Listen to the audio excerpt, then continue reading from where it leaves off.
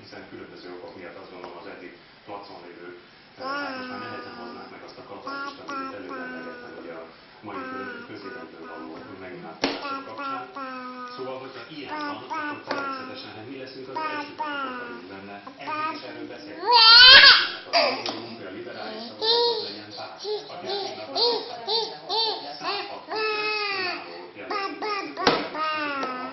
és tudnak végre a liberális szavazók kire szavazni. De nem azoké, hogyha a Fidesz megint kétharmadot fog nyerni, és annyit fog elérni azoké, akik egy rossz megállapodást kötöttek, amely nem a jó.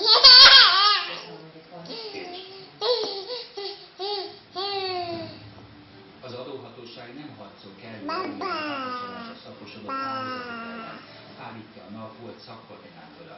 A hivatal minden évben közzéteszi a legnagyobb adócégek listáját és a megállapított adóirányt, büszke saját teljesítményére. Az átlátszó.hu szerint viszont a látványosnak tűnő eredmény inkább alibi. A fekete listán két törvényekben látható. Az átlátszó.hu újságírója Bekerendes vendégem, jó estét kívánok! A politikusokat beszél mostanában erről a NAV-ról, mert a vizsgálóbizottság kéne, és hogy lehet egy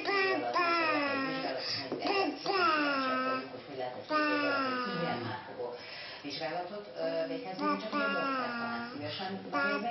Tehát, hogy van egy fekete listája a NAV-nak, amiből mindig láthatjuk, hogy a NAV mire dolgozik, hiszen azt is állítja a legnagyobb okos cégeknek a listáját. Most és ön személyesen ennek utána, hogy mit lehet tudni ezekről a cégekről?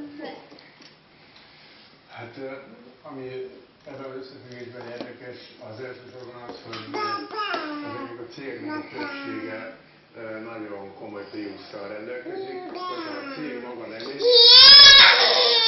a cég tulajdonos esetleg